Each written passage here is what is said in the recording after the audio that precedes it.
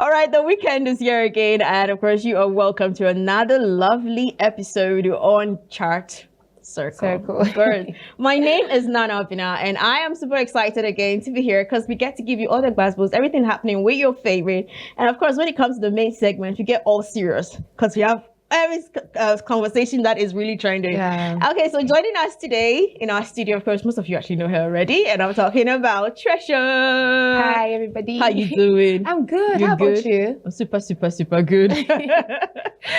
Okay, so a whole lot of stories have been trending, especially X. Yes. And I think today one of our stories to come back home, which we're actually going to be talking about. Okay. And as usual, I'm going to ask you, what story are you really looking forward to talk about? Well, I kind of felt disappointed when I saw a lot of people saying negative things about Hilda Baci's cooking. Like, I felt really bad. Okay. I feel like these guys, like, can you just appreciate someone for let's not go deep to it. Let's not go deep into it because we're actually going to have a deep conversation on it. Yeah. So let's go straight to our social media trend. First story on our social media trend, we are coming home, as we said earlier on.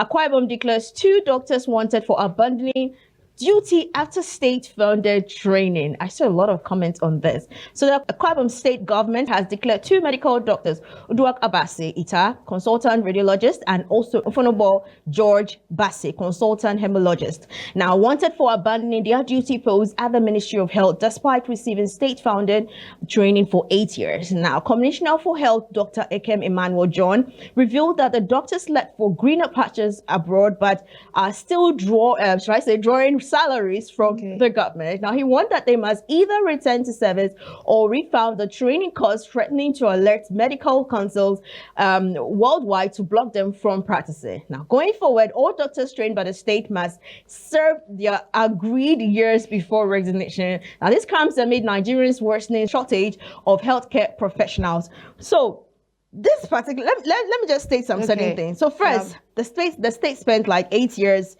taxpayers' money to train these doctors.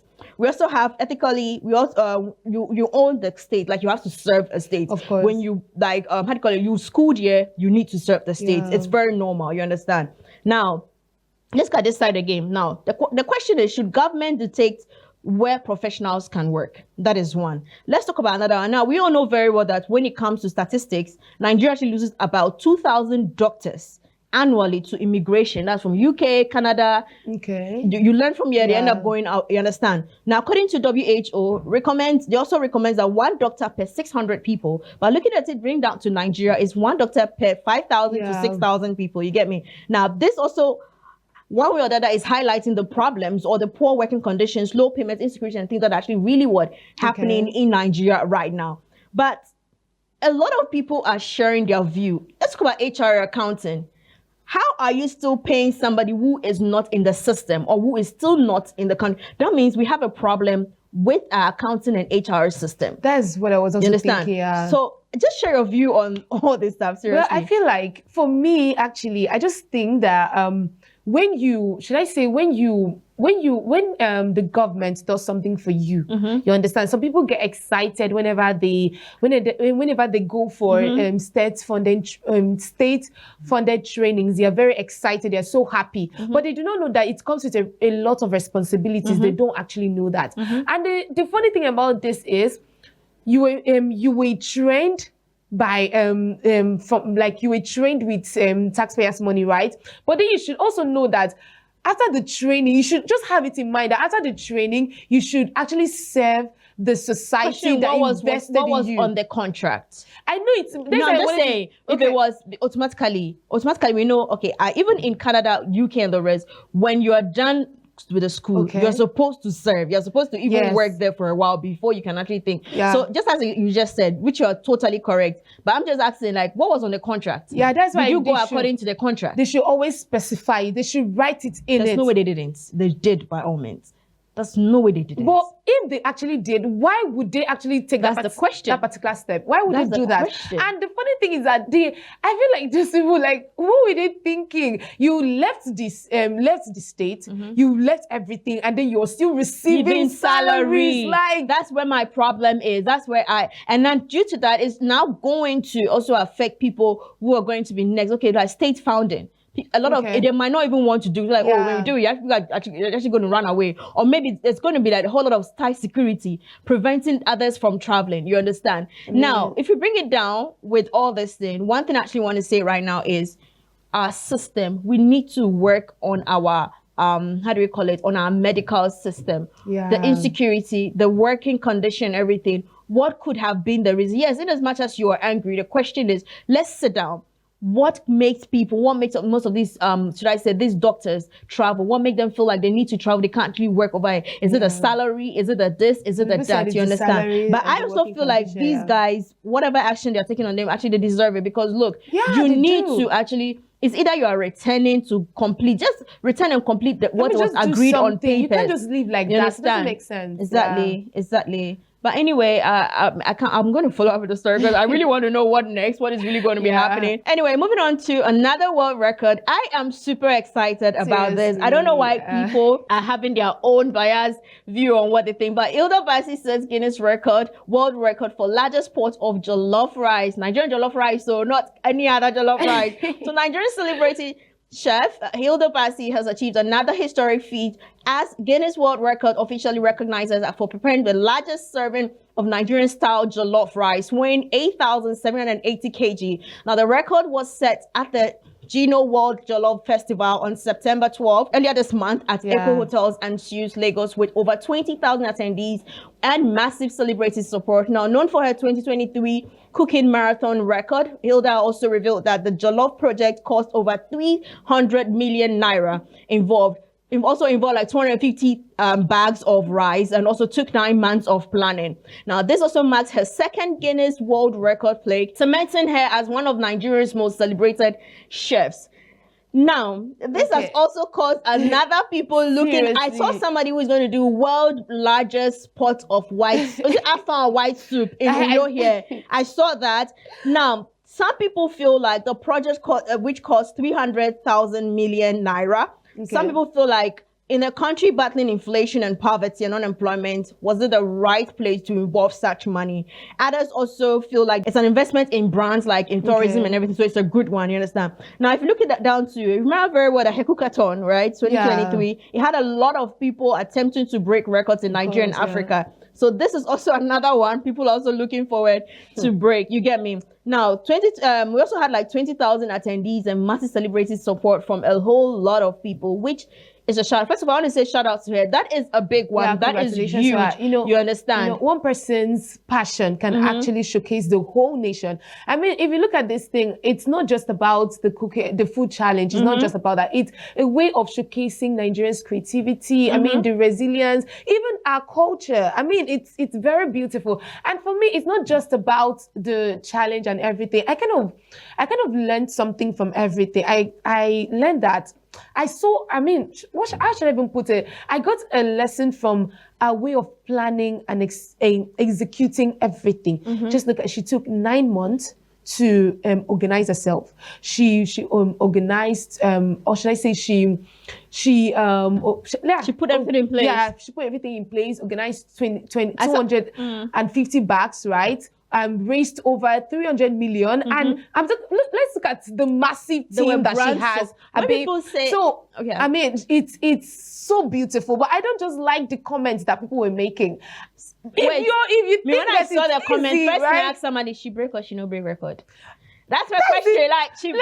Because that is what you're looking at. I saw people negativity, all kind of jollof in states. So I saw some Ghanaians saying that, some people did it before she did. And I was like, okay, if they did it, why didn't they come? You understand? Why did they come forward? You get me? That's where she got inspiration. So she got inspiration, and then she money the inspiration. You did not money your inspiration. You understand? So people are saying that she was wasting money. She would have taken it. That's not wasted. This girl is investing in our future. Do you know the attraction it draws into the country? Seriously. And do you know that people just don't understand tourism and all that. They just don't get it. People talk. And this is it. Like, the best part of it is we are waiting for people who are going to be breaking records very soon. Like, I am looking forward to it. I kind of don't like the fact that people like copying other people. Why didn't you just something? There's nothing to copy. Like, why are you also? Why Somebody did it and you got inspiration. I think the word is inspiration. I get see that inspired. copying. Why don't What you are just you sit and copying? be creative on your own? Why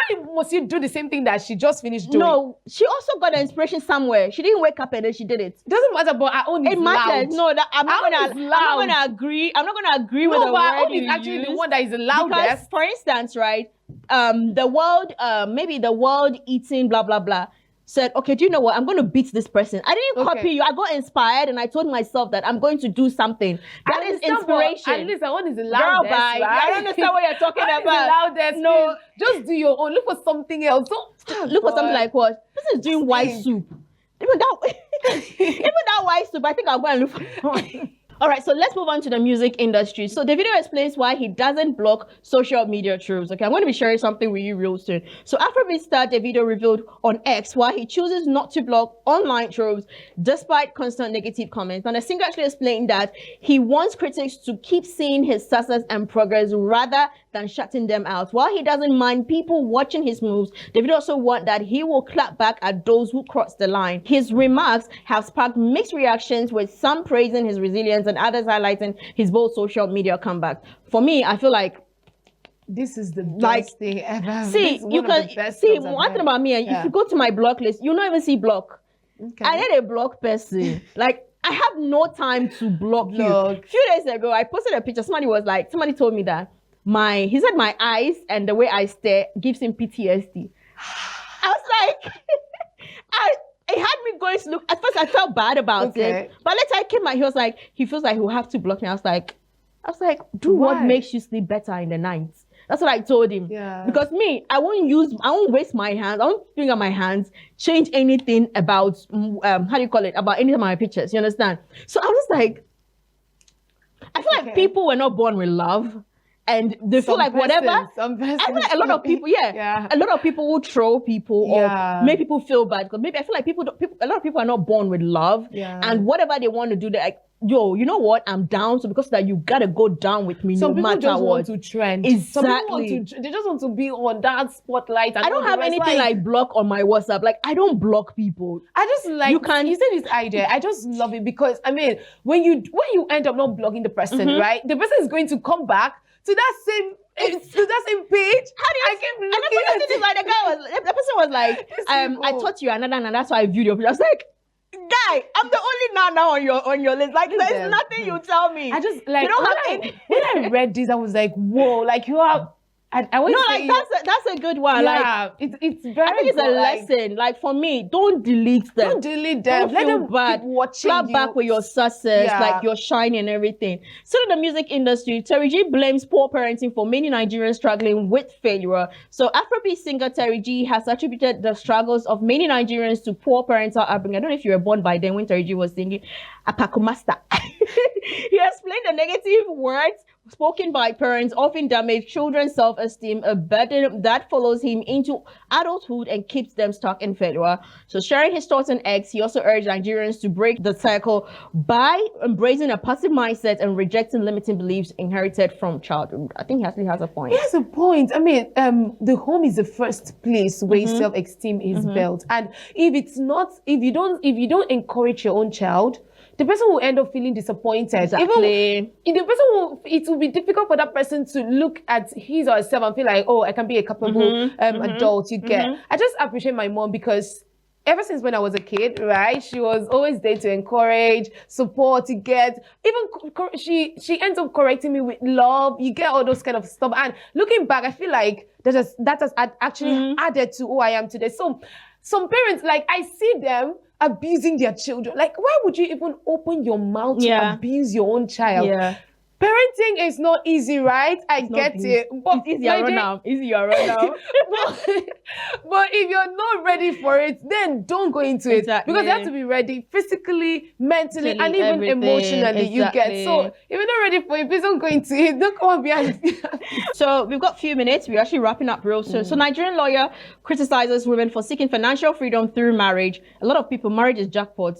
You have to know. A Nigerian lawyer, Bito Karin, actually claimed that many women in this generation prioritize financial liability through marriage rather than shared responsibility. He also argued that hardworking men earn modest incomes are often rejected, while wealthy men are exploited and pressured. He also noted that many women spend their 20s and early 30s chasing unrealistic standards only to face depression in their late 30s and 40s. Girl, are you lying? According to him, social media posts demands luxury gifts and financial support from men. Further highlights his dependency on some mindset. He also connected that women should embrace shared responsibilities instead of relying solely on men for financial security. Why did you say she's lying? Depression. Okay. Most women get depressed at 30s and 40s. That's not true now. I know it's not most, but some do. Because a man didn't accept you in your marriage, because what you are struggling to get a man. Yes, now I don't understand. So you are in your 20s. Are you following unrealistic dreams? 20s. Oh, you are in what? Okay, you are in your teens. You are in your 20s. Exactly. So are you following unrealistic dreams? No. I just feel like, because I feel like people have gone to a state where they feel like, because I'm in my 20s and my 30s, so that means I'm following unrealistic. And when I get to a point, I feel like now I'm ready. I don't think it's everybody. When he said women, I don't know where he got the statistic from, but it's not everybody. Okay, I get that's why I said some persons actually get depressed when they don't have a man in their life at that kind of age. God forbid. Now some people do. I'm not. Please don't. Some people do. I'm serious. They get depressed when they look back and they realize that they didn't have a child or something. They feel depressed. But then I just feel like at the end of the day, don't say, a lot of people, I mean, marriage is about partnership. Look at marriage as partnership. Before now, people used to think and that was the best thing, right? People see marriage as partnership. I come together with this particular person. Before then, before all these social media and pressure and all the rest. It's not before then. For me, okay, I beg to differ. Okay. I know about a few minutes ago, but I beg to differ. I wouldn't say it before then. Way back our parents' time. For me, I'm just going to say what I know, what I've seen, or my grandmother's time, this kind of stuff. The woman is more like the support system. It's not like she's going to work every day, but then she's cooking, she's supporting the husband. The man has he's a provider. It's always not a man is a provider. Okay, he comes home and everything. He's the one who comes to his wife. The wife supports him. Oh, this and that and that. Then bring it down to, I feel like it's an individual home thing. For instance, I have always been the 50-50 person. I have felt like I would want to support my husband. His and ours account. His account, my account, ours account. And the month we put a percentage inside that account to build our home, or maybe for miscellaneous and other things that we need to take care of. You understand? So I think it's how you want to build your home. And how you were brought up. For me, I think that because of how things are right now in the country, that was one of the reasons women had decided to support their husbands. See, don't mind this gender. Let me tell you something. There are some people that you get a woman that will support you. Some people say that if a woman is rich or a woman is having money, she's she's not going to respect me. Don't mind them. They're very confused. I've told you. Let's move on to the next one. So this is the last story for today. Discipline is not child abuse. Erigga actually shares his view. Now, according to Nigerian rapper Erigga, cautioned parents against constantly defending their children's behavior. In a post on X, he also stressed that lack of discipline could lead to greater consequences in the future, warning that such parents may eventually need a lawyer to defend their children's crime. He also emphasized that proper discipline should not be mistaken for child abuse. Of course, that's a good point. Yeah. Exactly. I don't think we even have much to say about that because it's the truth. All right. Thank you so much, Treasure, for coming through. I really do appreciate, and we hope to have you again. Of course. All right. Coming up next is our main segment, and we are going into the tech world. We'll be right back. Please don't go anywhere.